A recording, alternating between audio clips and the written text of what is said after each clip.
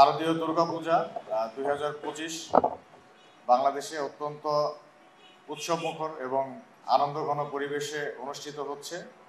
বাংলাদেশের এবং পৃথিবীর সকল দেশে হিন্দু ধর্ম অবলম্বনকারীদের জন্য দুর্গাপূজা সবচেয়ে বড় একটি উৎসব।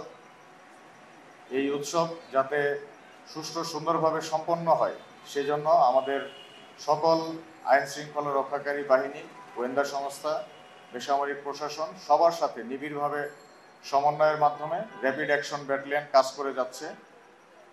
আজকে থেকে আরও 2 সপ্তাহ আগে থেকেই আমরা আমাদের গোয়েন্দা কার্যক্রম এবং টহল কার্যক্রম শুরু করেছি।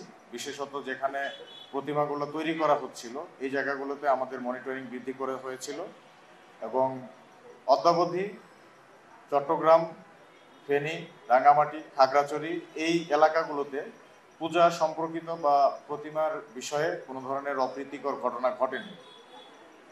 2-1টা গুজব সোশ্যাল মিডিয়াতে অনেকে ছড়ানোর চেষ্টা করেছিল, যেটা পরবর্তীতে প্রমাণ পাওয়া গিয়েছে যে এগুলো গুজব ছিল, এই ধরনের কোনো ঘটনা ঘটেনি।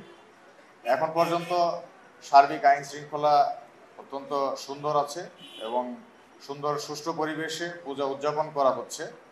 আমি সকল পূজা উদযাপনকারীদের জন্য ভলেন্টিয়ারদের এবং স্থানীয় জনগণদেরকে অনুরোধ করব, সবাই যেন আইন শৃঙ্খলা রক্ষার জন্য সকলকে সহায়তা প্রদান করে এবং কোনো ধরনের নাশকতা বা দুষ্কৃতিকারীর যদি সন্ধান পান কিংবা সন্দেহ হয় এই ধরনের কোনো ব্যক্তিকে যদি পান অবশ্যই আমাদের হেল্পলাইনে ফোন করে যোগাযোগ করবেন এবং দ্রুততম সময়ে পাওয়ার জন্য আপনার পূজা মণ্ডপে আনসার এবং পুলিশ রয়েছেন, তাদেরকে অত্যন্ত দ্রুততম সময়ে জানাবেন।